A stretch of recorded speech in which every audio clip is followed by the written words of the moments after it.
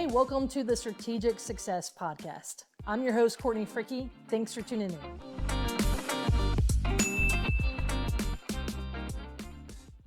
If you're wanting to learn more about how to do a subject to deal as a real estate investor, don't rely on a 60-second TikTok. Come to one of my workshops. I have my next one scheduled on Saturday, May 17th in the Tampa Bay area in Florida. It's offered both in person with limited seats as well as online, especially I know we're going to max out the in-person. So with that being said, this workshop is where I deep dive my concept of safe subject to. Because there's no such thing as a 100% safe subject to deal, but how can you do one as safely as possible? And so this is where I deep dive the process, the paperwork, the due diligence, how to run the numbers, and then when to pull the trigger. You know, what makes something a good deal versus one that you should maybe not say yes to. You definitely want to come check this workshop out if you have interest. Maybe you've already been doing subject to deals and you want to learn more. Go to CourtneyFreaky.com to either get your in-person or online ticket today. All right, guys. Hey, so welcome to an episode of the Strategic Success Podcast. Justin, you and I have been friends for, years now. I was trying to figure out when and how I first met you, but you're based, let's kind of introduce folks to you. So Justin Allen, can you tell the folks where you're based out of, what do you do, kind of what your current role is, and then we're going to dive into some of your history. Yeah, so, good to be on here. I know I've seen a lot of your stuff. So I think we probably met when we did the Investor Association way back at my other office, and you showed up there just probably from seeing it online or seeing something, and I'm sure Adam and Leon were probably a connecting factor or something like that. At some point, yeah. So I think that's probably where we met. I'm based out of the Mississippi coast, the bottom three counties. Lived here all my life. Started investing in '96 in Hattiesburg, going to school up there, and then just really dove into it deeply in 2002. Yeah. So that's interesting time. Right after .com boom. Well, yeah, and also 9/11.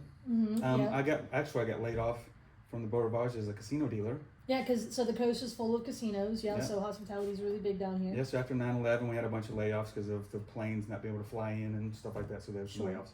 So I always wanted to get investing. So I started getting more. Well, I was kind of dabbling into it and doing some different things, and bought a property in Hattiesburg and really house hacked. But at that point, it wasn't called house hacking. Yeah. Yeah. So as a student, I mean, because that's like the original house hack is like, is in the college setting. Yeah. At least so many stories I hear is like that's people's reference for it. So sure. Yeah, and it made sense. I had two roommates that basically paid for everything, and I just paid for a third of the utilities, and that was it. That's smart. So that's brilliant. What'd you get your license in? 2002. I got licensed in 2002. Yeah.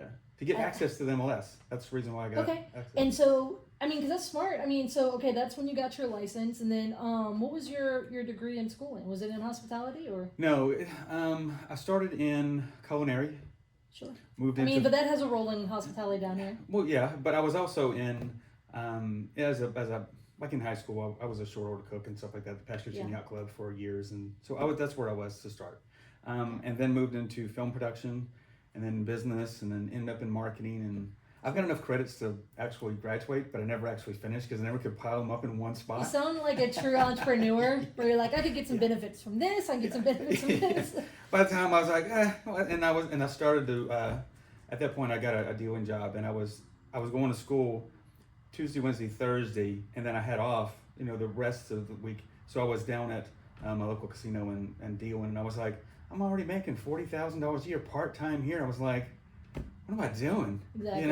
And looking back, I'm like 40,000, like that's poverty money now. But, back then it was something, huge thing. And so, especially at that age and all that. So, so you get your license, mostly just to run comps because you're starting to play around with real estate. But your background as an investor, when does it start to really pick up as far as you as an investor? Was that post Katrina? No, I mean, it really was out of the gate 2002 because I got laid off, so we had to do something. Yeah, so my wife and I got married in 2002. We both got licensed in 2002.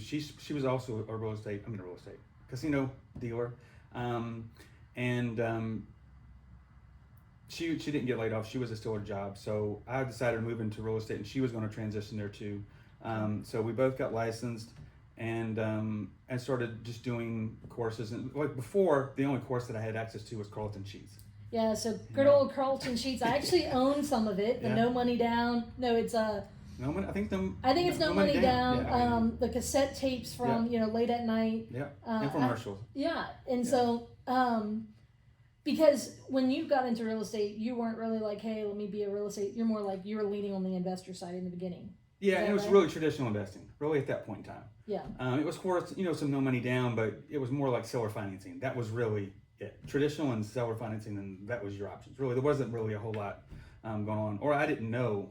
You weren't exposed to those. No, I mean, not Carlton for sure. Sheets was seller financing, but generally speaking. And yeah, so I got my license, and within that same month or two, I reached out to the Real Estate Investor Association here that had just gotten started probably a year before that. Okay.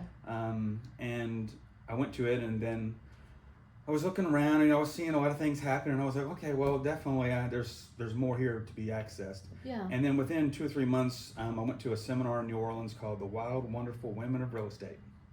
And that's where I was exposed to all this new stuff. Vina did it. Yeah. Okay, Lease options, subject to, buying notes, short sales, all those kind of, I was like, gambit of and I was like, that 5 or 6, thing, like big techniques, right? And I was like, wow, this is really a game changer. And I think I went for $100. Yeah. And really, it's kind of interesting. Not that I have to pride myself on this, but I didn't have a lot of money then. And you're being resourceful. Yeah. That's what you have to be. That's what you have to be when you don't have any money. Yeah. But it forces you to be creative. Right. Necessity breeds innovation, right? Yeah. It forces that. Yeah. So I knew that other investors. So one of the things I learned was to wholesale. Yeah. Right. That was one of those big things. And this was in 2002, early on. And I realized that I didn't have access to all the information. And some people bought the courses, but I didn't buy the courses. Yeah. So I knew. Because so $100 gets you in the room for the class, and Yeah. you get a lot of general information. And it's $500, $800, $1,500 a course, and all those kind of things, right? Yeah, and but I mean, to buy those courses, which is more the deep dive, which is supposed to be more the deep dive, I get it. I mean, that's expensive. But I understood the concept of wholesaling. So what I did was I learned, and I understood that in order for me to sell a deal, I have to put it under contract as a steal. Yeah. Because there's spread, right?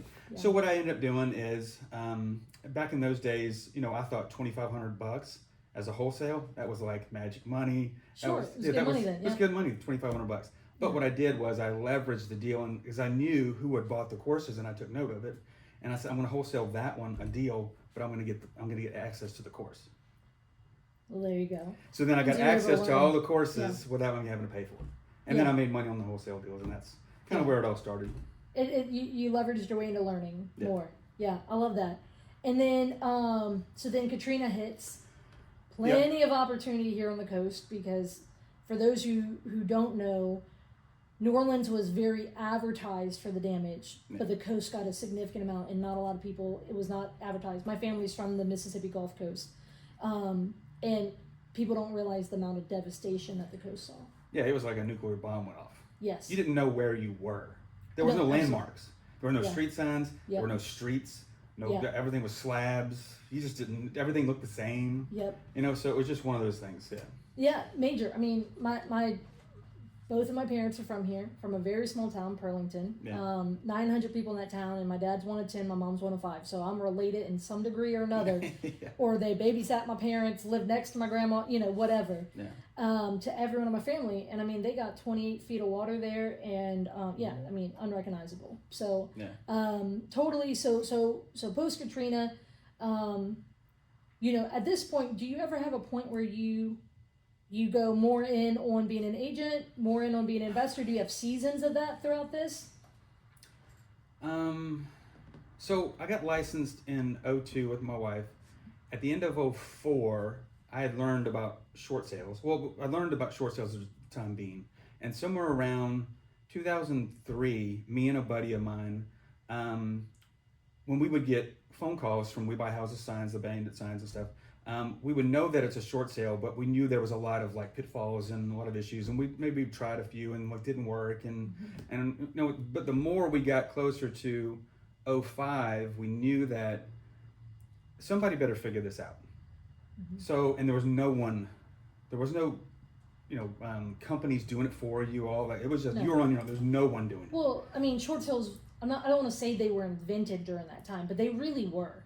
Well, we were doing short sales before Katrina. Yeah, but there wasn't a But lot of a process and like an industry to it. No, I mean, It really got formulated during the crash of the for sure, and it definitely became more of a household term, right? Especially in the real estate industry. So I learned to do short sales then, and then I realized, well, my broker at the time got called from the real estate commission from Mississippi and said, we got some kind of complaint, Justin's doing something illegal, and this is what it looks like. And she talks to me in the office and says, what are you doing? I said, well, it's a short sale. Let me explain to you. The bank's going to take less than what's owed and blah, blah, blah. And she said, that's illegal. You can't do that. Now, this is '04. You know? Okay. So what was the concern? Was it illegal that you can't negotiate with the bank? They didn't think that the bank would take less than what's owed. They just knew that like that was in stone and you couldn't do anything for that, and the closing couldn't happen, and like they were just. But you were getting paid doing it. Oh yeah, I've done several of those. Right, yeah. and before she caught on to this and became before someone reported you. Yeah. And I'm curious. We don't have to dive into that, but I'm like curious who reported you. Like in the transaction, the other person got paid on a deal that otherwise would not have happened. No, you know what I mean? Yeah, no, it didn't make any sense. There was probably 20 or 25 I'd already done before that, right? So I had already made it. Once I had one fall apart, I added that reason why it fell apart to my list of stuff to make sure we don't do that again. Yeah, right? you built out a process. Yeah, so I had a process, by the end of 2004. And so we had this discussion. She goes, I just don't feel comfortable with you doing this. I don't want you doing anymore. And I said, look, I'm past my 2 years for being licensed, and I can get my broker's license. And that time, it was 2 years. Yeah. I said, well, why don't I just go ahead and get my broker's license? And as soon as I get it, I'll just do my own thing. And she said, yeah, that'll be fine. So it took 2, 3, 4 months to kind of get all that done. And she gave you the time to kind of work to that. Yeah, and then I just said, I'm not going to do any while I'm here, but I'm just going to basically be moving myself out. And I opened my own brokerage. So I think that's really key. Let's kind of highlight that some, because a very key principle in the creative world is a confused mind says no, but it also says that's illegal. Oh, yeah. Right? How many times in your career, because you're a very creative investor, you do have your broker license as well, but as a creative investor who's also, a broker, how many times have you heard with different strategies over the years, you can't do that, that's illegal? What are your thoughts on that? I may be a little different. I think it's maybe because I don't normally do something unless I really understand it. So I don't move forward until I understand that this side's black and this side's white. There's no gray area. Yeah. I understand where I'm at, and I move forward with confidence, right? And I think when I exude that confidence, people don't interject as much. But if you go with that gray area, not understanding it, I think you kind of come into a conversation that's a little softer, and then you have a lot of pushback. So I love that you're saying that. So like right now, a lot of investors are making creative offers on the MLS, and agents call me all the time. Yeah. And they're like, Courtney, what the heck is subject to all this stuff? Yeah. And then most of the time they're thinking it's a scam or a spam, some because could they be ask, spam. yeah, right, some, right. But the reality there is like most of the time, because they're like, I ask very simple questions, and they're like, I don't know, and they lack that sense of confidence, and so then they're like, it's almost they smell it on you. Yeah, and so not to discourage new people from taking action and trying. But there is a level that, like, sometimes they're just like, well, they don't know what they're talking about. Like, and so there is a level by, like, doing role playing, like, really studying your craft so that you can actually talk about it. And then when you talk about it with confidence, people are like, okay, there might be something here. And obviously you can bring the facts to it and whatnot. For sure. So thank you for bringing up the confidence part. I think that's important. But I think it takes time to get there, too. Exactly. You gotta fail forward, right? And I think by, being a student and a master of your craft, right? Like, that's so critical. So many people, they go watch one TikTok video and then they're like, well, let me go try, But, like, And then you're going to run into stuff like this. And so, all right, so. I think people don't expect to fail. Yeah. I think they expect to succeed. Mm-hmm. That's the problem. I you know, expect to fail. And I'm trying to fail as fast as I can to where I get to where I'm a master of the craft, right? I like that because a lot of people are like, oh, it's almost like they think they have the Midas touch, right? Like, oh yeah. Because the way that the guy presented on the internet, it's the easiest thing, the fastest way to make money since sliced bread. Like, I'm gonna be able to touch this and I'm gonna make more money than he said he's making. You know what I mean? Yeah. And so like they think, let me go. This is so easy. Let me go get into it. But no, as you're right. Let me go poke holes in this, find the ways to fail fast, and then I can improve my process and all that. So, all right, so you get your own broker's license. Yeah. I think that's also an important point because your license, but especially as a creative investor, someone who's not necessarily doing, all the conventional, traditional stuff. We do traditional too. But But creative is just a better avenue.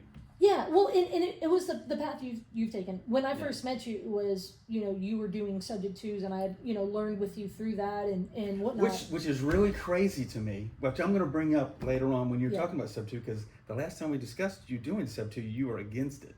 So remember that? And I did a thing for your REIA group. Yep.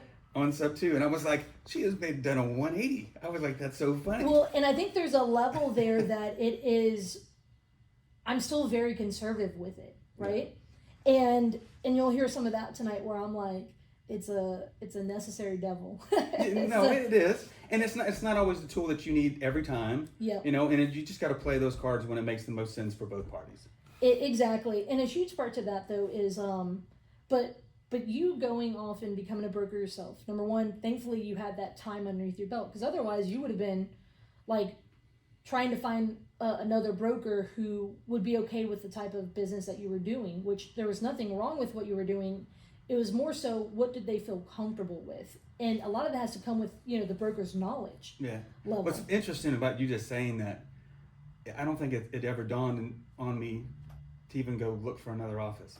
I never even, until you just said that, I never even thought that was an option. Do you think that was because you didn't think you'd find someone who would be open? No. Or it was like, no, I don't want to sit on anyone anymore. I just want to go do my thing?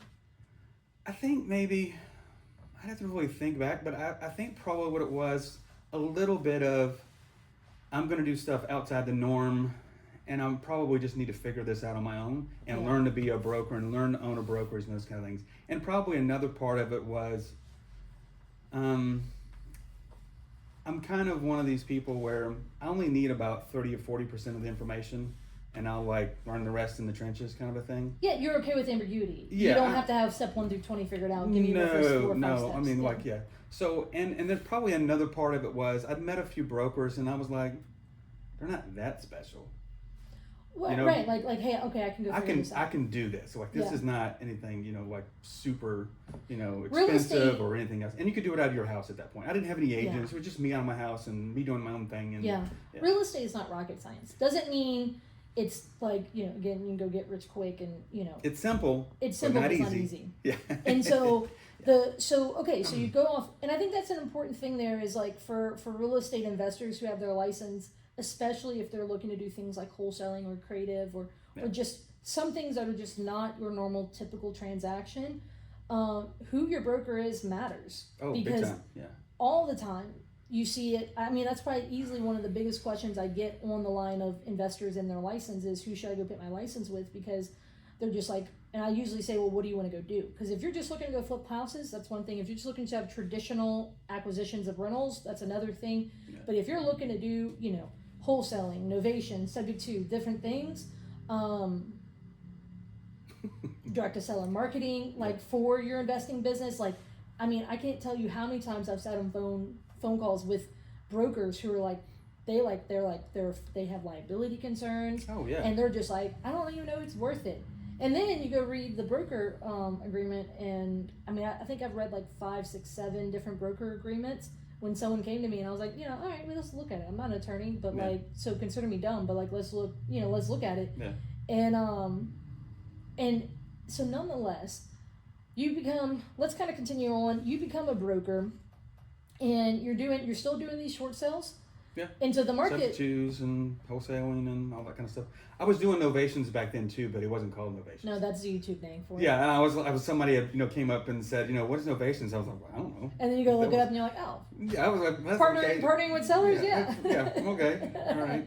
I don't know what you called it back then, but I'm like, that's what Give I it another 10 years, they'll have another YouTube name and it's a new course. Yeah, Same exactly. stuff, yeah. I mean, just like, living in a house in college and having your roommates pay for it, house hacking, yeah. right?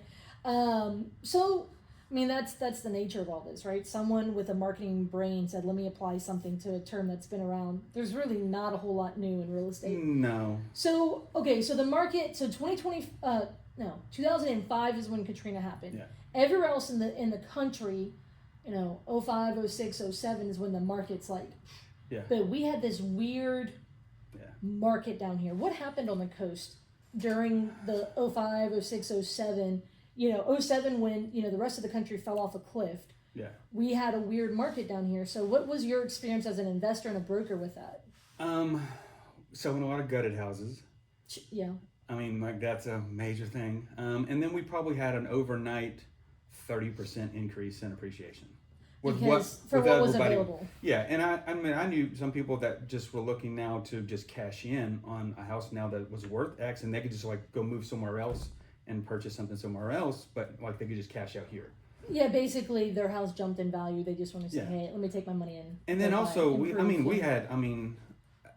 don't remember all of the other cities. I just remember Pass Christian because I grew up in Pass Christian. Sure. And 90% of all structures were either missing or had severe structural damage. That's wild. I didn't know those numbers. Yeah. I mean, so my mom was working out of Waveland at that point at the Whitney, right there by those apartment complex. Well, it used to be, and then they had that little strip mall behind it. Okay, yeah.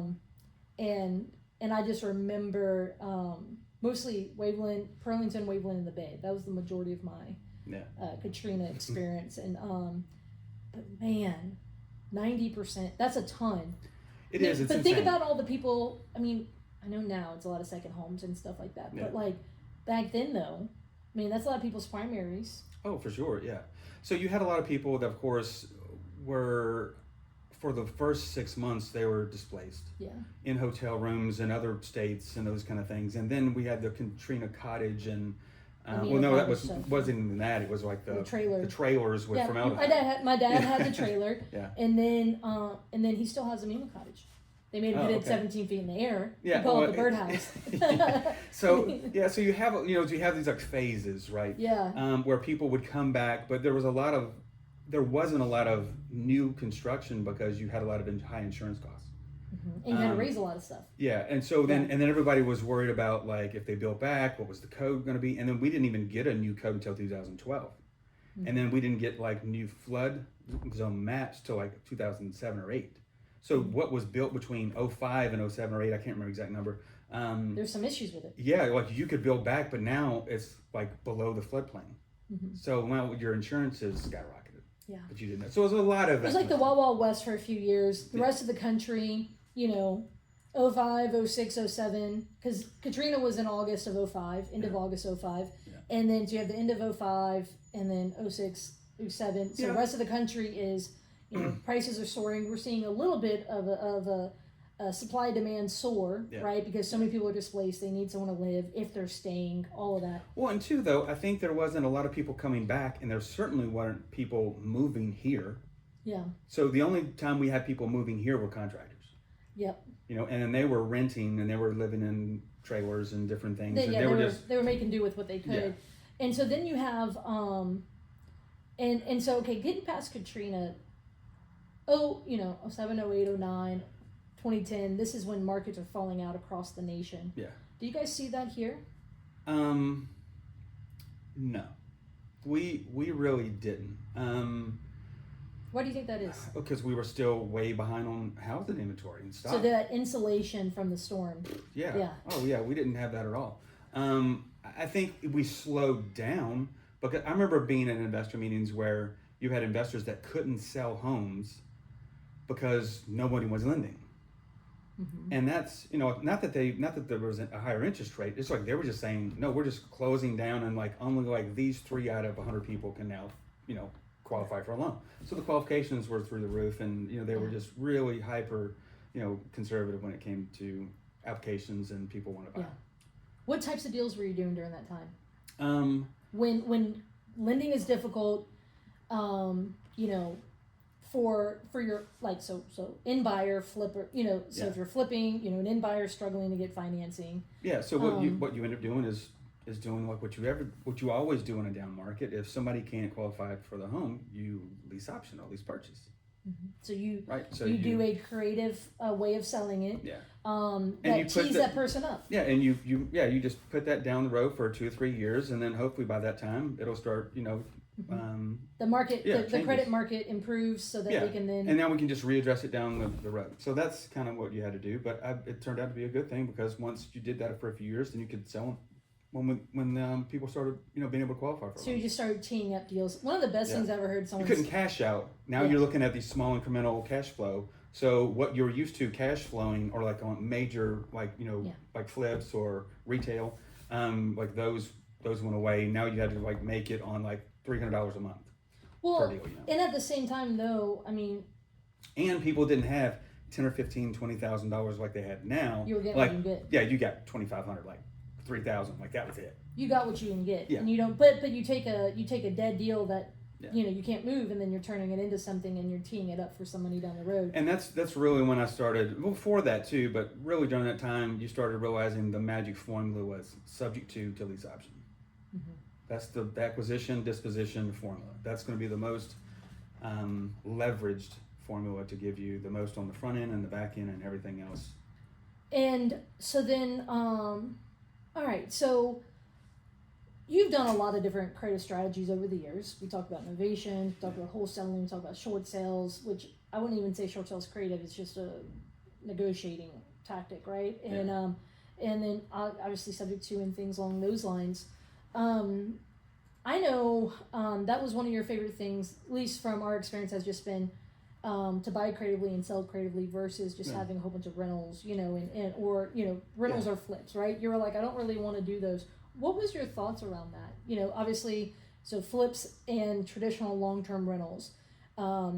That's always been my impression, is that you kind of stayed. You might have done some, but you're mostly leaning toward the middle where you were. Yeah, I didn't do long-term rentals a lot. I did one. I mean, I've done a few. But every time it was just like, why am I doing this? This makes no sense. Like this is like the worst. Don't do this. It's like the worst cash flow, the worst mindset of the tenant, like the worst, all around thing. So I just started doing more lease options. And then as the market grew, as the market changed as far as having buyers being able to purchase, then I just would retail. Mm-hmm. So and I didn't normally do a lot of wholesaling to other investors unless I already knew what they were looking for and something come across my plate and I was automatically going to make $10,000 or $5,000. It was like an easy phone call. Yeah, it was a phone call and now we're done and move on until next week, right? Yeah. But most of the time, I would just put them on MLS and get as much eyeballs on as possible and more of a traditional buyer would come through and then I would sell So that was that like sub 2 flip? No, it was basically. I don't know. I think that'd be a little different. So what I would do is I would get a lease on the property. I would get an option on the property. I would get it under contract. Yeah. I would get the deed. Mm-hmm. I would get all these things because I don't know which one I'm going to use on the back end. Okay, interesting. Why would I get the deed when my buyer may end up being an FHA buyer? Yeah. I may get the deed, but I'm not going to record it.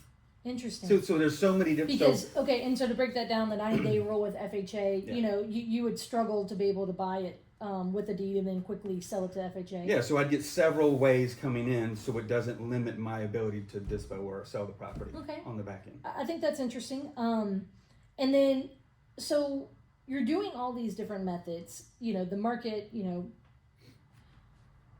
There's been a period now. Let's kind of fast forward to like 2018. Would you say 2018 was when the coast started kicking off? What year would you say? I think probably, with interest rates coming down in that 2012, 2013, I got into a lot of new construction in 2010. No, this was with another builder called Adams Homes. Yep. Because there were another big one in there. Yeah, and they're the biggest privately owned, I think, in the Southeast. So they were looking for a sales manager. I had for a 2-year period, I had closed my brokerage. This is kind of an offshoot, me, entrepreneur.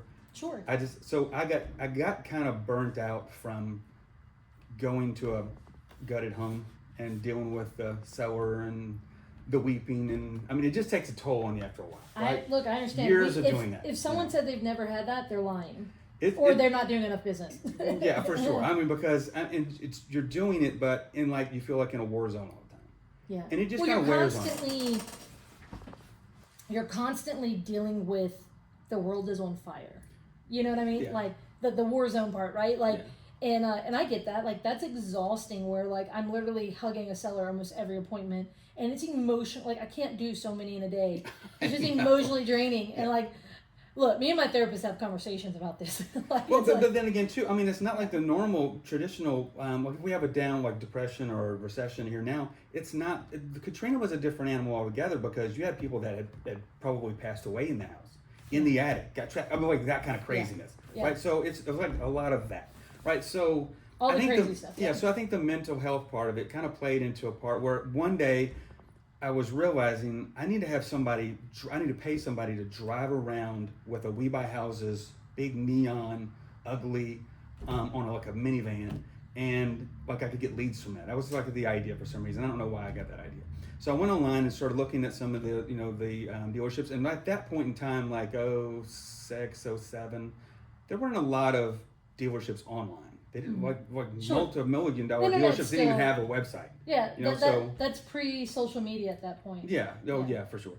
And so I started to realize it's like, how come these auto dealers don't have like an MLS? And at that time, the only thing that was out there was Auto Trader, right? But not everybody was on. So the magazines where people would have. Yeah, there was Coast Motor News that was here. Yeah. When you had it in the newspaper, and there wasn't really everybody wasn't on Auto Trader. So I remember going to looking around, and I was like, why don't we have like a car MLS? Yeah. So I ended up buying a domain name called localcars.com. Ended up paying, I don't know, a couple grand for it, something like that. And I was going to build out the website, and we built that out for a year, and actually started building that out in 2004, the end of 2004, and we were supposed to launch August 29th, 2005. If people don't know that Katrina. That's the day of Katrina, right? Yeah. We were supposed to actually go live on that day. And I was like, I'm in Georgia and Valdosta, just trying to even find a hotel room. Exactly. So by the time we have to like put all that on hold, and then like it took me 6 or 8 months to get back to it. I did launch that, and then realized that I could make money off of auto dealers, and I would send out a technician to basically take photos of their vehicles and like market for them. Yeah, and basically create a website for them, and then also send their cars out to Auto Trader. And at that time, cars.com just started, and just do everything for it because they didn't know what they were doing. They weren't marketers in that sense. They didn't have an internet department at that time, all that kind of stuff. So we were doing it for them. And then I started realizing that like over a 2-year period in 06 and 07, I had brought on 70 dealerships over 4 states. Yeah. So it was a lot of some real estate in there, and I was like, man, this thing is really taking off, and I don't have a lot of time to do this. So I ended up closing my license, closing the brokerage for. At that point, was it just you and your wife? I think I had 2 or 3 agents, but they were like semi-investors and just like holding my license, really not anything. So I just said, we're going to close. It was just at our home, so it wasn't anything major.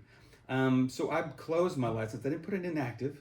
I closed it, locked the door behind me. I'm doing this. I'm going. So fast forward, into 2010, I realized that there was a liability issue with insurance, and I realized, there's a finite part of this where I could really get sued at some point because of somebody or one of our technicians backing out a car and getting hit. And I just knew that it was only a matter of time before this was going to be a problem. So I just started selling off territories. And then by the time I was about mid-2010, okay, let's get back into real estate. So you built a business and then eventually sold it off. Yeah. And then so you come back into real estate. Yeah. Realized that I can't open my brokerage. I have to start back as a salesperson. And then I went on Craigslist at the time and saw that Adams Homes was looking for a community manager. That I was like, well, if I got to hold my license somewhere, I might as well learn something while I have to wait the 2 years. I love that. And I love that I love that philosophy of taking a season. So whether it's just a job for a job's sake or whatever, it's like, hey, what can I learn from this? Yeah. Um, So I and did that for 2 years, and then once I got into after 2 years, I was going to open my own brokerage, and literally the week of 2 years, I started taking my brokers, all the classes again, all that classes kind and of all stuff, that. do that again, and then I wrote in like 12 or 15 contracts that week. So then I had to wait for them to build and get paid on them. So then I had to wait another 6 months to get out. So once I did, my wife went into an Elliott Homes model home, and she goes, "You've got to go over here and see this house. Yeah. It's amazing." So Because I know you had done business with them. yeah, and Yeah. I'm still doing it today.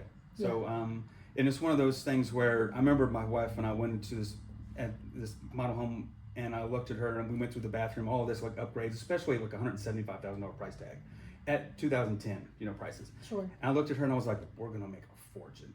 I was like, "This is amazing," right? So then we really started taking over like all the marketing and sales for them, and like we were just doing everything, all the listings, and I was developing, designing some of the plans and just on job sites and learning a lot more than new construction. And I was already familiar with it because you do a lot of flips. Right. You understand that. And I grew up with my dad, like on the job site when just framing homes. Like he was a framer. So I was kind of like an apprentice and just helping him out when I was like 8 or 9. Sure. And 10 and 12 and those kind of things. So I wasn't. It was a good experience because then I realized that I knew creative investment, I knew traditional real estate, and now I knew new construction. Yeah. Like on boots on the ground in the trenches, doing things from the ground up, those kind of things. So Yeah. that's what I And so then, all right. So then the sleepy coastal town, on the Mississippi Gulf Coast. At what point would you say it start really picking up? Truthfully, really COVID. Okay. Yeah, because people were forced to stay home, and they were like, "Well, if I'm going to work from home somewhere." Yeah. That's really that 2021 really, because 2020, because and in that time, like 2000, I started working with Elliott in 2012, into 2012. I reopened my brokerage by then too, in 2012 because I was in 2010. I had 2 years now. I can do that. So then I was, my own brokerage there, working with them too, and after about 4 years, I realized that I wanted to also dabble in more of the traditional real estate, and I bought a franchise. So I bought into the franchise. A few years into it, I realized it wasn't what I thought it was going to be. So I decided to leave that and create our own franchise. And then that's when we created eAgent. We launched it in May of 2019 as just a brokerage and a new brand. And then it took me a year till May 2020 to launch it as a franchise. Going through all of the legal stuff and all the branding things and the craziness there. And so then what was the heart around, so you bought into a franchise, what was your heart around, and it didn't really work for you, what was your heart around starting your own brokerage franchise? I think it was a little bit like when I first got my own brokerage, when I first opened it, it was a little bit, I could be a franchisor. That's nothing special. Now, looking back, I was like, I was at a screw loose. I was like, looking back on it, truthfully, I don't know if knowing what I know, well, if I backed up 2 or 3 years ago, I'd been like, I should just stay where I was. This is a behemoth to take on by yourself, basically. My wife and I. With no investors, no nothing, just not knowing anything, just doing everything from scratch. So, but like fast forward to now, it's like, okay, you're over that, a lot of investments and a lot of all that sort of stuff, and you sort of see royalties coming in and offices opening, new franchisees and those kind of things, and now it's like you made it through. The water's right there, You made it through that beginning dip that everyone quits at. Yeah, and then that was a good 5 years. Yeah. Yeah, and so what is the heart behind eAgent? If someone has never heard of eAgent before, like what makes this franchise model for a brokerage different? All of that. Well, and that was one of the things that my wife and I discussed when we left the other franchise was we didn't think that it wasn't. How do you put this? I think I knew that it wasn't worth doing because I knew it was going to be a big, huge uphill battle, and it was going to be expensive to do, and it was a lot of learning because there wasn't like a book or a class you could take on how to start your own franchise. I mean, that just didn't happen.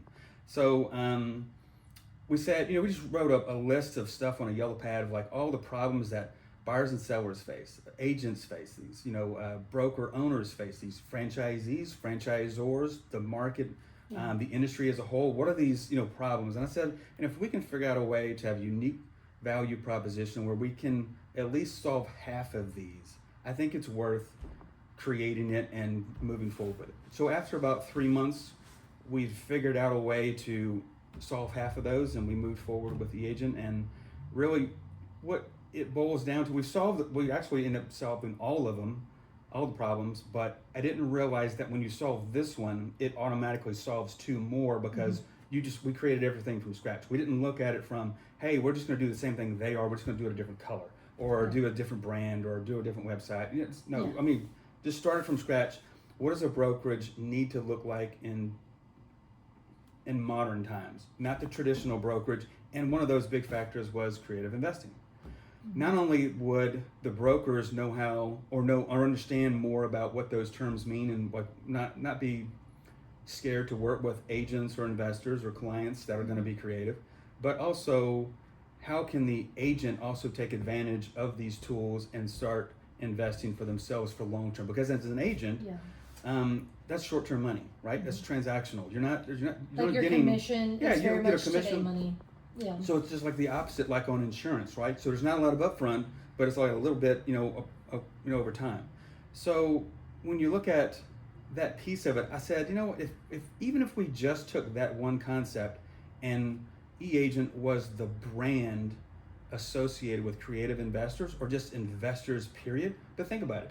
Is there any brand in the United States that when you think of investing or creative investing, and real estate brokerage brand pops to mind? No. No, there's not one. And No. because nobody focuses on that. No one even understands it. Exactly. I mean, I cannot. So I'm not licensed. I haven't been. I've taken the class, passed it, but didn't go get licensed in Louisiana. But I frequently go and teach at brokerages, mostly in Louisiana. And I cannot tell you how many agents are just like, yeah, we don't deal in this world. Yeah. And they're two different. It's almost like an underworld. Well, and it's a separate language. So I actually pulled out the other day, the whatever, how many pages of the binder that I took the class, the little notebook thing, and I went and looked up subject to. It was like 2 sentences. Yeah. Oh yeah. And it would surprise agents to know it was not under the mortgage fraud section. Yeah. Right. Yeah. Exactly. It was under more of like an acquisition financing technique. Yeah. And so there's a level there that it's so again, wholesaling and novations were in there, but again 2-3 sentences, and it's not as much as how many square feet are in a lot or whatever. They put more emphasis on other things, right? Yeah, for sure. But there's a level there that I had a friend who was a higher up, and to the point where she was over 7 states with a very large, well-known brokerage. Yeah. And she was like, look, agents don't like to admit this, but you guys know a completely different version of real estate than we know. Yeah. And it's not, I'll be very honest, when my spouse went and purchased their first home while we were dating, they were like, gainfully employed with the W-2, all this stuff. They're like, I just want to buy it off the MLS in like a normal house. I was like, I don't know how to do that. Yeah, I'm sorry. I'm like, that is so far from what I do. I can't, I want not that. I want the opposite of that. And so I'm like, I can introduce you to some people. And so we have such a different world. And so let's dive into something. So, and I have figured out a way to marry the traditional and the creative to where because we host the Real Estate Investor Association, the Mississippi Coast Real Estate Investor Association. And I'll be speaking at it tonight here on the coast. Yeah, I have moved that from our office to the Gulf Coast Association of Realtors building. That's a big freaking deal. So agents feel like if they show up, they're like at the realtor building learning something about creative investing, right? It's not so intimidating. And I love that because, I ran a REIA for 6 years. I started one, ran it. And one time I held it at a brokerage and I didn't hear the end of it. Yeah. Oh, I got in trouble because someone saw me there and it wasn't my Yeah. brokerage. Yeah. Or like whatever. So first of all, you get this level of this weird brand loyalty or whatever you want to call Yeah. it. And then, but then the other part of that is the fact that you're doing it at the local realtor association office is huge, because it's like a level that they co-sign that it's important to learn these things. I don't even think they understand what we're even doing there. They're just saying you can They use don't the even office. know. They don't even know. So if they're watching, it's like, this is what we're doing. But I'm trying to teach everybody that this stuff isn't illegal. It's just a part of the real estate industry that exists, and you're going to have to deal with. But you don't know anything about it, and no one teaches you this on the traditional agent side. Well, most agents forget about it, but when the market gets difficult, it's the thing you need. Oh, no, yeah. I mean, so short sales became a traditional agent thing in the downturn, right? Exactly, because it was a very common thing to do in 08. Yeah. There's a book that I often point agents to. Originally was written in 1932. And I think the last edition that I saw was like in the 1990s or something like that. Yeah. But the guy, James Misko, wrote it, was CCIM designated. So he wrote both as an investor and also as in an agency capacity. Okay. And it's 45, I think at least 45 different chapters of different case studies of how he helped either his clients or himself. Okay. And it was like, at one point it was called creative financing. But then they turned it how to finance any real estate, any place at any time. So like they churched it up a little bit. Yeah, yeah. But so I've got a few different versions of this book. It is freaking meaty. Like he had a client and he wanted to buy a duplex but didn't have enough on seller financing, didn't have enough for the down payment. This was in the 70s. Had a hard time, financing it. So he was like, "Well, what do you have?" "Well, I have some stocks." Well, the seller goes, "I want those stocks." So then they use the stocks as a down payment to then get the deal done, right?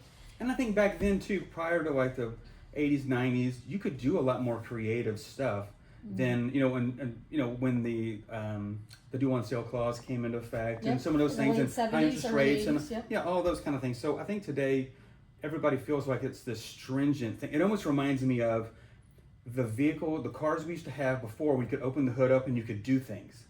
Now you open the car up and you can't even see the engine. With all the plastic coverings and everything else. Exactly. It's like, okay, go get it diagnostic over here. And that's what we're doing. So it's like a total different era. And you could do more, but I also think, too, there was also some unscrupulous things could happen there too, and that's the reason why we're having more restrictions now. Regulations and whatnot. But I think with those regulations come with a lot of gray area, because people don't understand what you can and can't do, which now everybody just goes, oh, I don't want to do anything with that. Well, but literally the 70s and 80s, when the interest rate went all the way up to 18 to 21%, the market demanded it. Leon Johnson had 75 agents underneath him up in Missouri. I remember saying that, yeah. And he had two ladies who would type out the deeds in his office. Yeah. And crazy, right? Agents would shit a brick if they had to do that, right?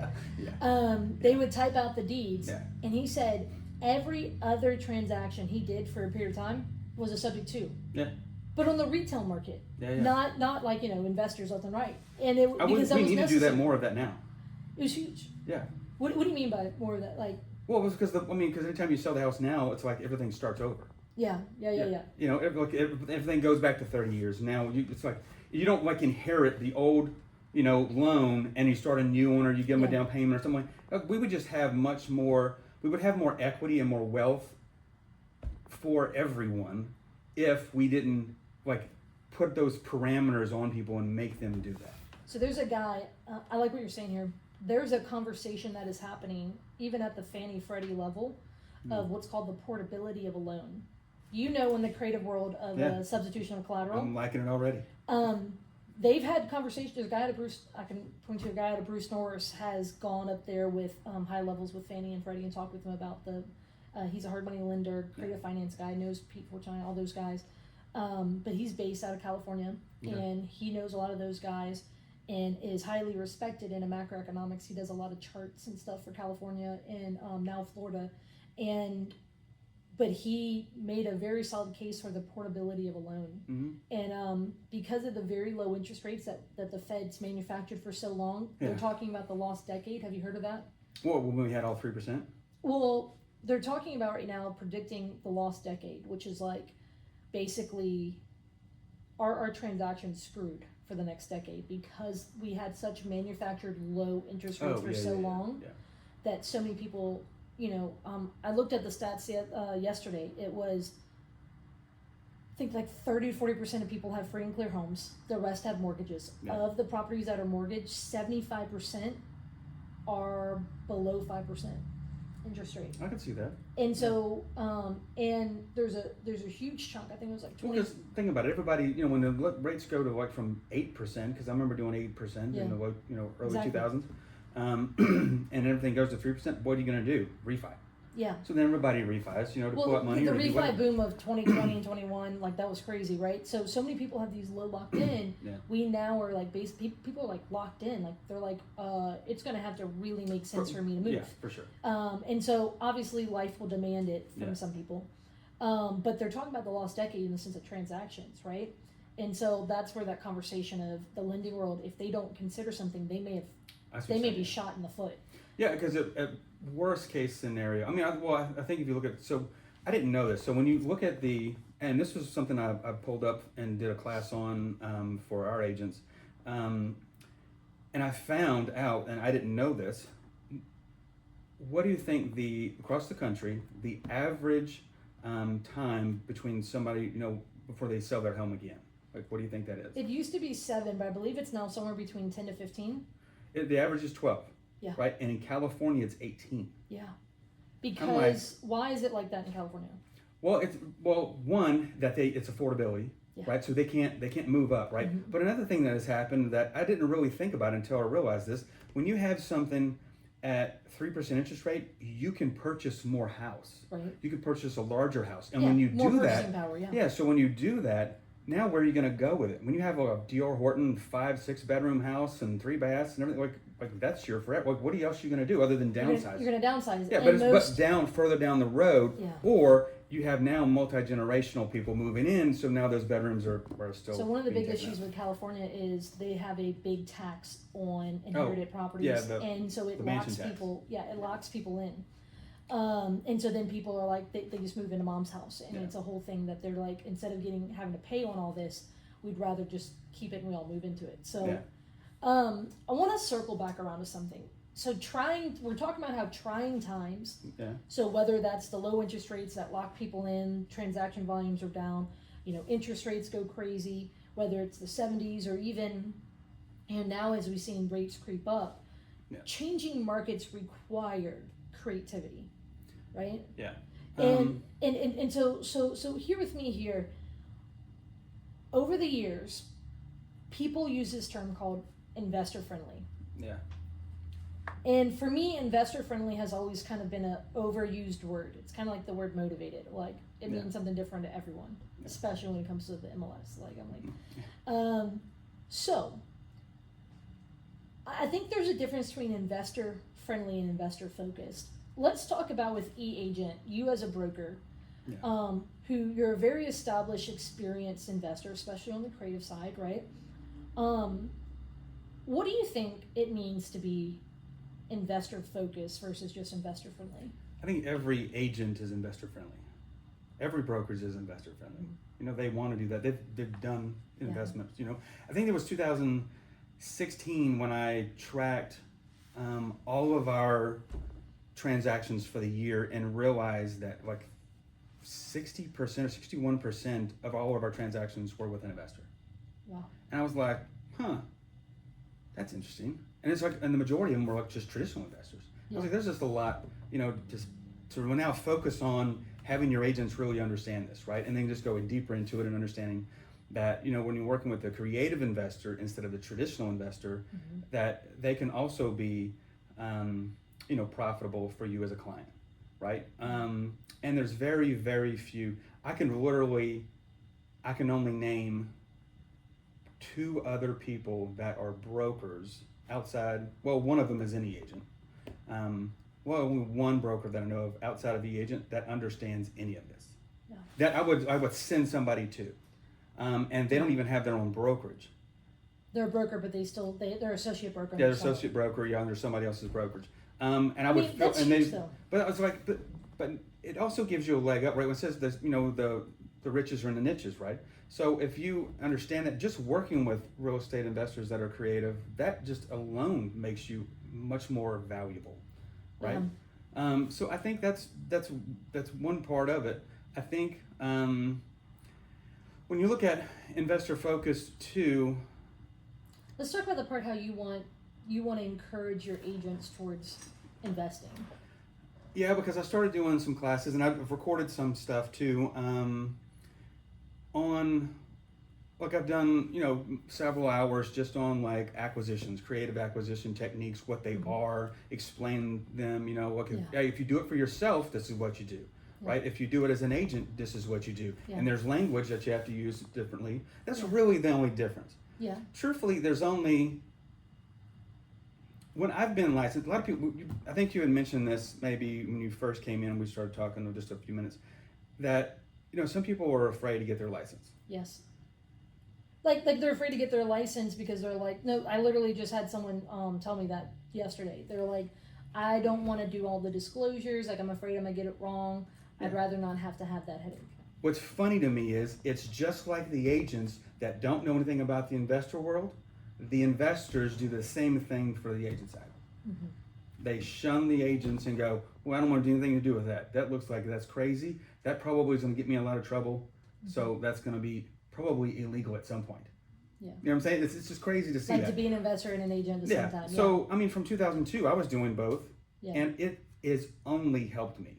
Yeah. Every time that I've either taken a listing on the agent side or worked with a motivated seller or buyer on the investor side, the only thing I have to do is disclose that I'm a licensed real estate salesperson or broker in the state of Mississippi. Yeah. That's it. I put that in the contract. That's the only disclosure I need to make. Mm-hmm. That's it. Yeah. Now, when I'm doing subject to, and I've got a motivated seller and they see that I'm a licensed professional, do you think I have more leverage or less leverage when I'm licensed? I know your answer to this already, though. You have more. You have more. They trust you more. You feel like, and I tell them, I have something to lose. Yeah. I want to make sure that I'm going to make your payment before I make my own payment on my own house. Mm-hmm. Because I want to make sure this is done right. And you know this by dealing with the REIA. And which is funny to me because if you want to have a creative investor that understands creative investing, I've never met someone that runs a REIA that has not been like just grassroots, heartfelt person that wants to do the best for it, because there's no real money in it. Mm-hmm. There's no money in running a REIA.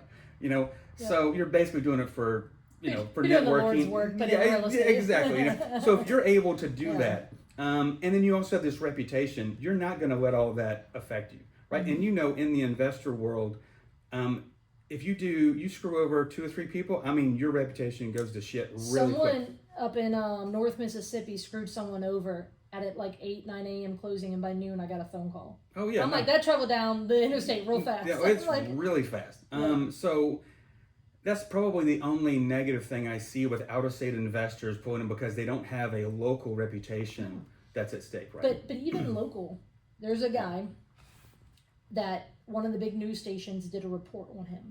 Oh, it's actually the one that I'm tied to with the radio. And they did this investigative report on him. And the day it came out, like all on their socials, the news station, all that, I remember going to my spouse's. They had a work crawfish boil at the park. Yeah. It was like a Thursday or something like that. It was like a weekday. And I remember going, and I got like 10 text messages on the way over there. Yeah. I had 2 phone calls. And then I show up, and one of the engineers at Shell walks up to me and goes, Courtney, you know this guy? And I'm like, I didn't know who the guy was. Yeah. And he's like, stopping foreclosures, which is what, I specialize in. So I'm like, what was he doing? And long story short, I was like, half of his problem, by the end of the day, I had like 10 phone calls about him, had all these text messages, people like, is he in the REIA? Do you know what he's doing? Brokers are like, have you seen this? All this stuff. Do you do what he does? I'm like, God, no. Like, and so we're having this conversation, and I'm like, part of his problem was no one knew him. So he ended up being a bad faith actor, right? Yeah. So he's out there screwing people over. But what if he was someone who just got on the wrong end of the public opinion? Oh, wait, if he would have been local? Well, not only that, but the news doesn't always get it right. They just get it the juiciest. Right? Exactly. So they're going to put, I don't know how many times I've been on the news, not for anything negative, for positive, and I'm like, how'd you screw this up? It's like that. I gave you everything, bullet points, and you still screwed it up. I was like, What? Okay, yeah, whatever. So this guy Yeah. was local, and I'm like, man, no one in the none of the REIA heads knew him, like Yeah. none of that stuff. And I was like, man, imagine if he was local and he just got on the wrong end of a news report, right? Oh, yeah, Like some person just had a vendetta, went Yeah. to the news, like no one was able to stand up for him because no one knew him. Yeah. And so not only is that a problem for him locally because he wasn't involved, now that we find out that he's a bad faith actor, that's a whole. I mean, the guy was being shady, so you deserve the day you got. Yeah. But you get that from out of state folks too, right? Who are just like, they're transactional, they're not relational, and when you've got, I mean, the reputation really does go far. But going back to that, like, I think it's really important, investor focused. When I get agents all the time, you're like, Courtney, I want to learn about investing. I'm like, well, how important is that to you? How much time do you have? I know, like, I mean, Yeah. because like, I mean, if that's something you're gonna do like 1 hour a year, Yeah. all right.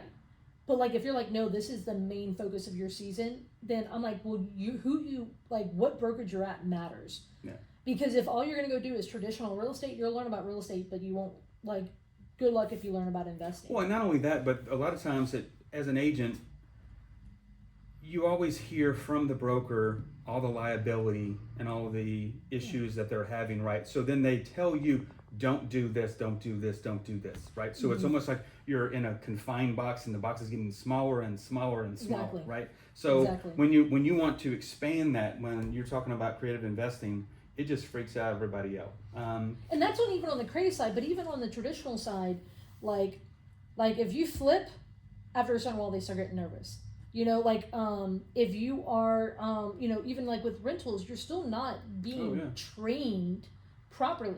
Like, sure, because like, for example, if you're like, hey, I want to go flip a lot.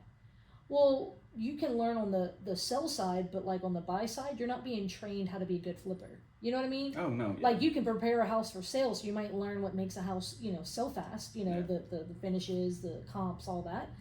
But the thing with being a landlord, I tell people all the time, if you want to go be a landlord, go work at a property management company. Yeah. You will get hands-on experience, I promise you. Well, and that's what I've told, when you get new investors come in and they're like, well, I want to make this my full-time job and I'm going to leave my own job. And I said, well, if you want to leave your job and it's like just horrible and you can't make it anymore, right? And you need to go do something else, you need to create another full-time job in the creative side, on the real estate side, where you can make some money but also invest at the same time. Because if you're going to just invest and just do flips and you're brand new, man, it is going to be... It's feast or famine for a while. I mean, it's starting a business. So when you're doing like flips and wholesales and stuff like that, I mean, that is a startup. Startups take money. Yeah. They take time, and then they're feast or famine. And so for you to be able to feed your family or even just yourself, it's a lot of stress. It's going to take some time. Yeah, so I tell everybody, look, either you're going to need to start being a wholesaler and start getting these mini paychecks to like pay your bills. You either get licensed and become an agent, and every time you're in the living room, if you can't buy the house, you can at least list it, right? So there's another tool in the tool belt that the agent investor has that the regular investor does not have. Yeah. And then the other one is being a property manager, right? Or going to work for a property management company. Either all three of those, being a wholesaler, being an agent, being a property manager, all three of those keep your finger on the pulse to where you still learn a lot, but also you get some short-term money in there too. Yeah, and that's huge because a lot of investors they jump quickly to long-term money, and it's like it takes a long time to live off of rentals, and honestly, most people do it incorrectly, and then they combust. Yeah. So I think it's important. I love that you host the REIA, and the REIA is very creative centric because there's some REIAs that are not creative centric. They're like, let's talk about flipping Airbnb and rentals, and they're like, okay, like that's about the gist of it, right? Yeah. So I love that you guys have been running that for years here on the coast, and your agents get to see that. Yeah.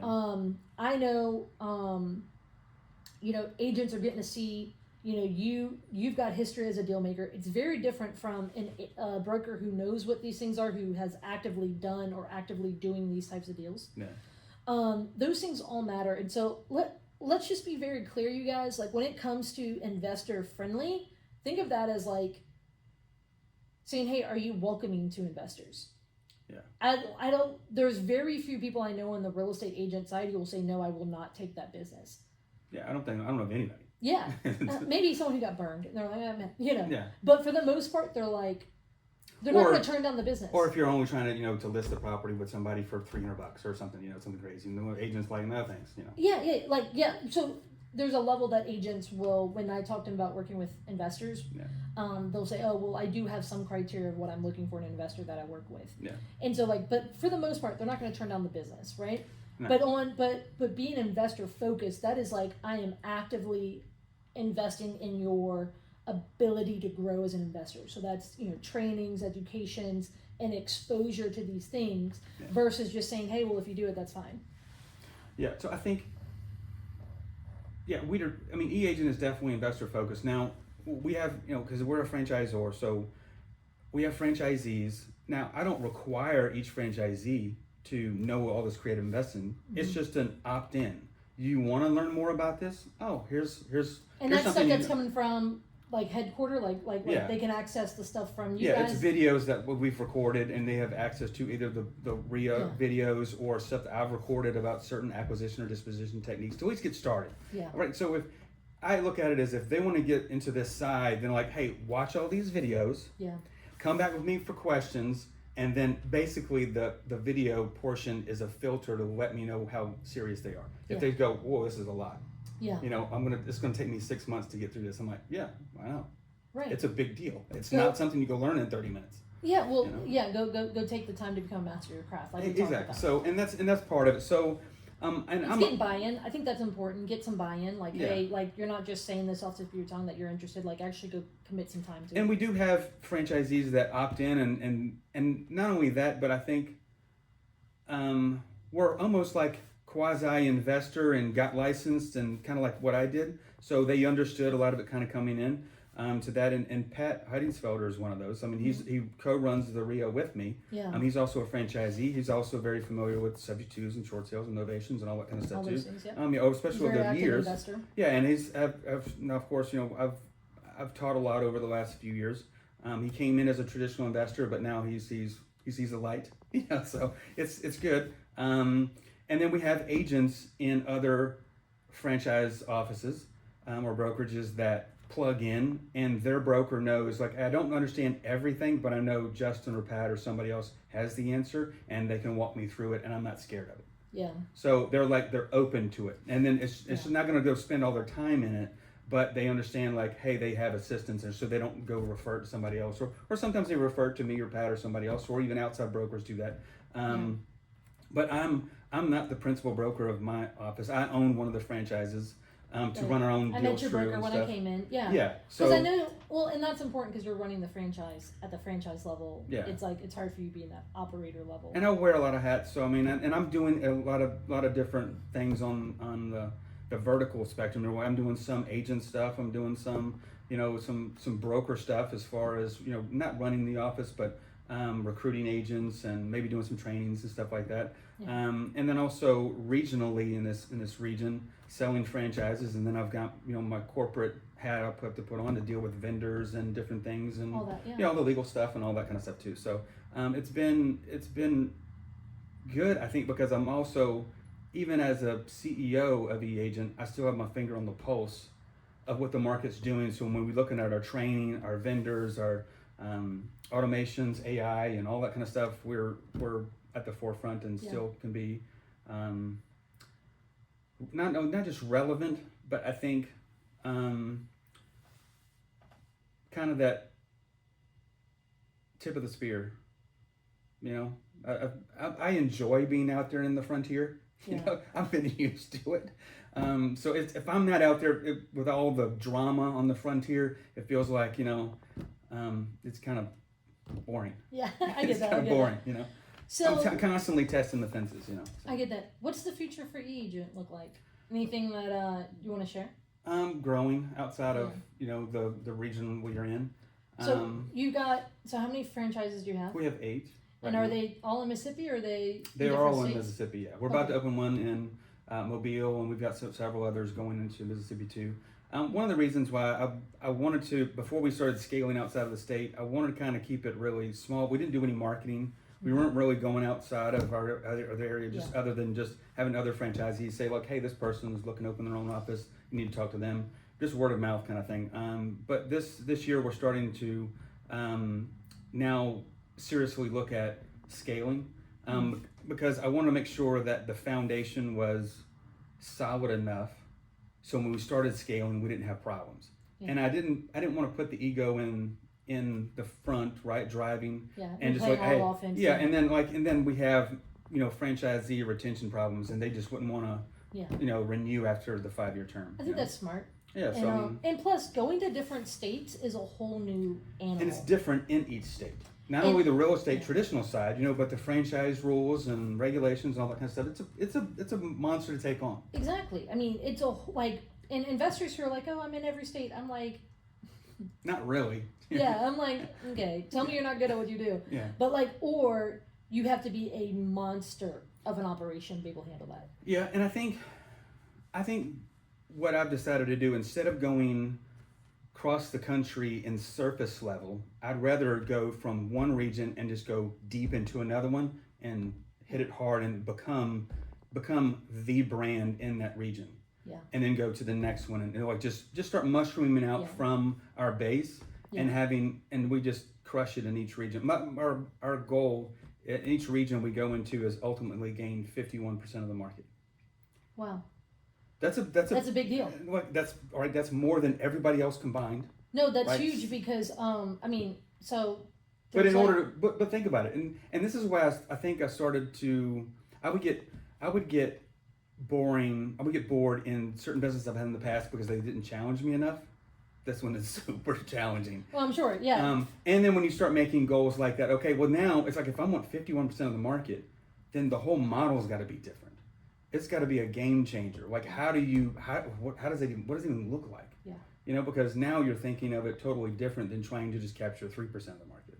Well, I mean, so there's some brokers in the New Orleans market who have pissing contests, and so they publicly post market share data. And so I understand what 51%. I mean, it knocks out some of the big name brokerages. Yeah. And so that's a very big goal. But that's the thing. It's like, okay, you're I love that you guys are setting goals. You're putting effort into it, working into it. I love that you're wanting to be a mile deep in the market you're in the state that you're in before going into another one. I love that, man.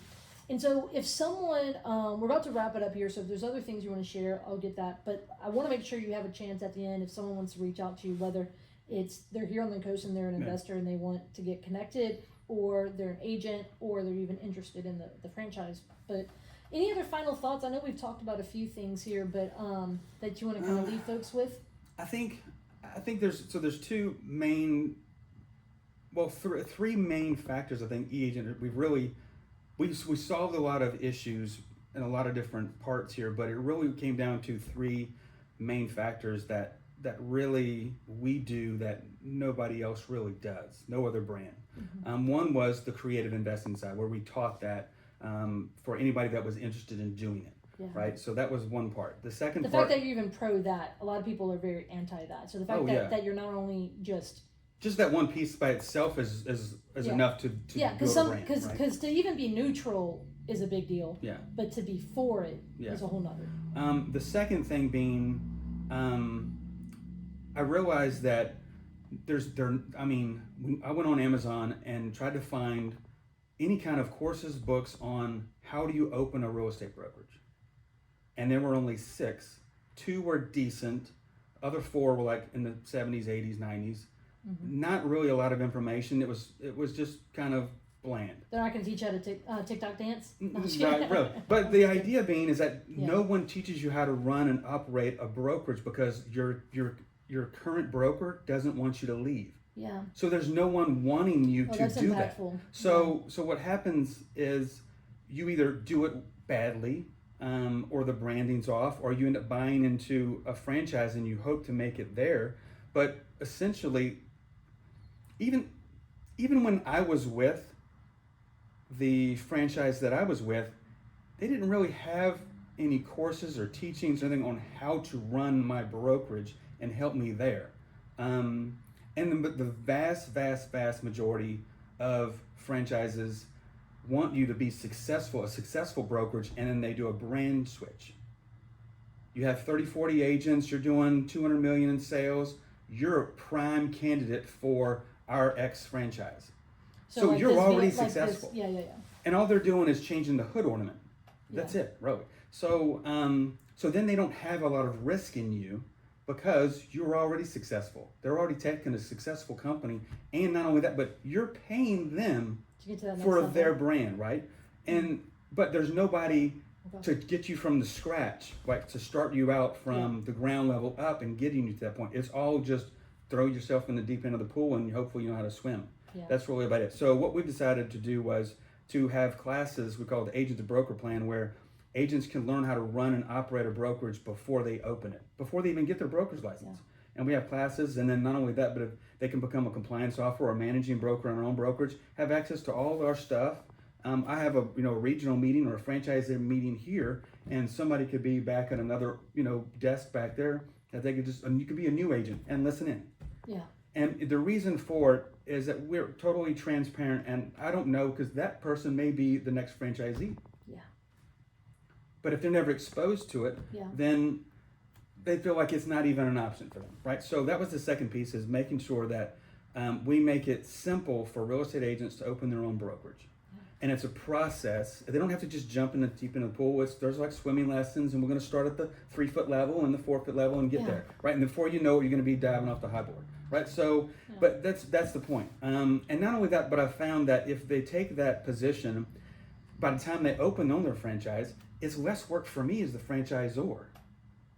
They are already indoctrinated in our eAgent system, all our vendors. They know how to work with everything, all the automation. Now it's just. Now they're just open the door. Exactly, right? And the last thing that while we're very different, that I wanted to make sure. So the first one was creative investing, and then the second one was agent to broker training. Agent to broker training, which is making it simple for agents to open their own brokerage, and we have training to get them to process into that. They can be quick or as slow as they want, right? It's up to them. And then the last thing was, the reason why brokers don't want you to leave them is because they don't have any more opportunity. They're at the end of the road. They're at a dead end. When you're the broker owner, there is no more opportunity for you, unless opening another office. Yeah. That's it. You're still broker owner. You're still principal broker. Now you may step out of that role and be owner, and somebody else be principal broker, but there's still no other option unless what I did was go open up and create our own franchise. Yeah. Which I'm not recommending that at all. Well, it's a whole different animal. I've known like 2 other franchisors, and it's like, it's a whole monster. So what we did is we created this in-between position. It's almost like a master franchisee position, but we call it a regional partner. And a regional partner is like a mini version of a master franchisee down in each region, and they have the ability to open and sell franchises and support and train them locally. Mm-hmm. So the franchisees have a local mentor, a regional partner that can help them get off the ground, go have lunch with, so it can be do like trainings, a events within a for. region. Exactly. So and I have 5 regional partners, and we don't do exclusivity. No exclusivity on anything, any point, anytime, anywhere, about anything. And the reason, so we have the regional partner position. That's another opportunity that you can go beyond the broker role. Yeah. Right. So those 3 were the main 3 opportunities that I think nobody were addressing, that we wanted to really put out in front and make sure that everybody had those opportunities, because they just didn't exist. So we had to create them. And I forgot my train of thought. We were talking about something. The 3 things that make eAgent different. Yeah. It may come back. Yeah. It might come back. But I think the main part of that was to make sure that at first I thought eAgent was a tech company. Because, you can't have a name eAgent and have crappy tech, right? So you have to have like top level, world class technology, which we do. And then I started to realize that when our franchisees would, fill out surveys, or I'd talk to them about certain things, they started to realize that, the community locally, and we're all working together as one fleet of ships instead of trying to build an aircraft carrier, was much more advantageous than it was trying to all be part of one ship, right? So I kind of have a running joke. Like we're almost like a fleet of pirate ships. We kind of do our own thing and have our own responsibilities, but we also come together and act as one too when it comes to events and trainings and all those kind of things. We kind of come in together as one brand. Yeah. And to the point to where it almost confuses other agents and other people, because they go, you opened another office, and like they all think we're all just one brokerage. And who's your broker again? Like they kind of get confused because the model is very different than what they're expecting. Oh, exclusivity. That's the reason. Yeah. So the reason why I figured out exclusivity is a bad thing, because exclusivity is the one thing that I've found that creates weakness. Because normally exclusivity is like A positive thing. well, it's like if I'm going to sell a franchise, I'm going to sell a franchise for this region, but no one else can buy it Yeah. while you have it because I'm not going to create competition for Yeah. you. But the problem is that when you're in that position, I was in that position Right. before, and I found myself becoming inflexible. Yeah.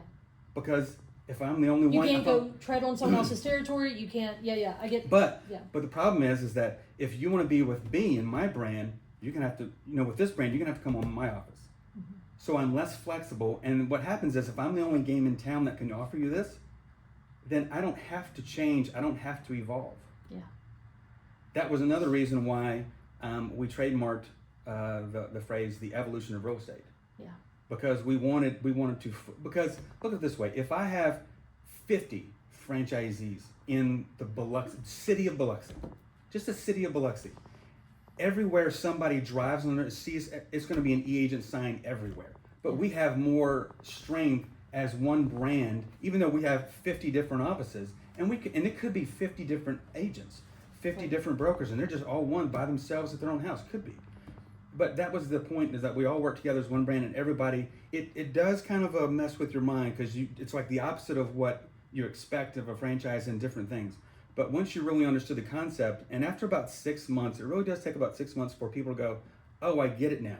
Because this person told me, like, oh, I saw your listing on this street. I'm like, that was not my listing, but thanks. Yeah. So it looks like I'm growing, but I don't have any listings right now. Yeah. So it was really funny, because I was in Long Beach and I was going from Pineville down to the beach, and I was on this one street, Alexander, and I saw 5 eAgent listing signs. And two of them was from one office, and they had 4 others from a different office. I was like, we're taking over. It just so happened to be that we were on that street, and we just happened to have some listings on that road. It was a longer road, but I was like, "By anybody that comes down this road looks like the eAgent is just like taking over." Yeah. And that You want that. leverage. You want that. Yeah. Absolutely. And I do think it's something that, I have 6 different property managers. Yeah. Some of it is territorial, like Yeah. in the sense of someone won't manage over here, so Yeah. But other part of that, it actually helps them to know that like all my stuff is not with them, and like so there's you're not held hostage. I'm not. I'm not being. And so there's a level there that like I think it's actually healthy. It is. For that, and so I think competition isn't a bad thing. No, and this is kind of non-exclusivity is kind of partly competition, because it forces you to grow outside of your comfort zone. Yeah. And that's to what not we're be wanting. stagnant. Oh, it's just a given that I get this territory. Exactly. And just because you paid X amount of dollars for it, but now I'm held hostage. You're at a weaker position. You're not going to grow. Yeah. It's like your agents aren't going to get the best of you. Right. It's a win for nobody. Exactly. I like that, man. I like that. I see that all the time. I literally have someone who was like, I would always call them because they're my relationship. And they're like, I'm sorry, Courtney, I can't help you with it. And I'm like, every single time I called them, they were like, they couldn't help me. And they were always having an appointment. I'm like, well, I don't effing know them. I know you. And so then now I'm forced to call someone I don't know because I don't really care. You know, and so there's a level there that it absolutely can hurt relationships or can box people in. So. But yeah, right now I think we're to the point where we've kind of worked all the stuff out that we wanted to. Built a foundation. Yeah, and all the processes and the systems. We got people in place, and we can do onboarding and all kind of different things, and franchise training by video and all that kind of stuff. So so now we're at the ability to scale. And we're looking at different places. So if anybody wants to reach out, it's. What's the best way for folks to get in touch with you, whether they're interested because they're want to come to the REIA down here, or they're interested as an agent wanting to hang their hat, or even to open a brokerage? What's the best way? Yeah, so the REIA is mscoastreia.com, mscoastreia.com. And so that'll be part of the REIA, and it'll give you information, goes to our Facebook group and what we're doing. I've attended on and off for years. Yeah. I enjoy it. Yeah. And then myself, Justin at eAgent.com. As an email, you can call me, or joineagent.com. We also have eAgent.com, but that's more of the public portal for searching properties and that kind of stuff. But join eAgent.com, and there's a link on there at eAgent.com to go to franchise. But joineagent.com is going to give you a rough idea of what we do, but it's not everything. And I would say watch a webinar that's on there that we've kind of a call to action, go to a webinar. and just reach out because Start the conversation. yeah, and I'll say this: it's just because people think that I can't do that or this is not for me or anything like that. It's not the case. I don't say no a lot. I try to find a way to say yes. Yeah. Now maybe Well, that's the creative side of you, where it's like, as a franchisee, right now it's not going to work for everybody. But on the creative side, that's your creative brain working. Yeah. Where you're like, I'm trying to not say no here, so how can I say yes? Well, and the reason for it is that, let's say if I have strict restrictions on who's a franchisee and they take an application and just contact me and you talk to my salesperson, you're going to, I think, weed a lot of people out. And I think also you're going to get people that want to come in and they may want to do something different than what your restrictions allow. But then you realize like, oh, this is like where it's at. Yeah. We should be doing this, kicking this out left and right. Right. And one of those things is we don't have a liquidity requirement. So we don't have to have, so the franchisee doesn't have to have $50, $100, $250,000 in the bank. Yeah. We can have zero because we've got some processes in place where the franchisor isn't at risk, so we don't need the liquidity. Yeah. So I thought about this. So in order to buy the franchise that I was with, I had to have $50,000 in the bank, and I just had them to cash out on like a rental or something like that. I don't remember. And I was like, okay, well I can meet the requirement. But when I really thought about it, I was like, as a real entrepreneur, as a hustler, it's like nobody has an extra 50, 100 grand just sitting around doing nothing. You're using that capital. I was like, that's insane. It's like, so why even have that? So we figured out why they were doing it, and we figured out different reasons how to solve the problem, so we don't even have a liquidity problem. Yeah. That's awesome.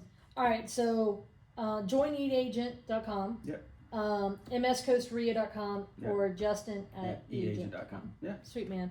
I've enjoyed our conversation today. Yeah. We're going to enjoy some time at the REIA tonight. Yeah. And, man, it's always good. I appreciate the work that you do here on the coast. Look, at the end of the day,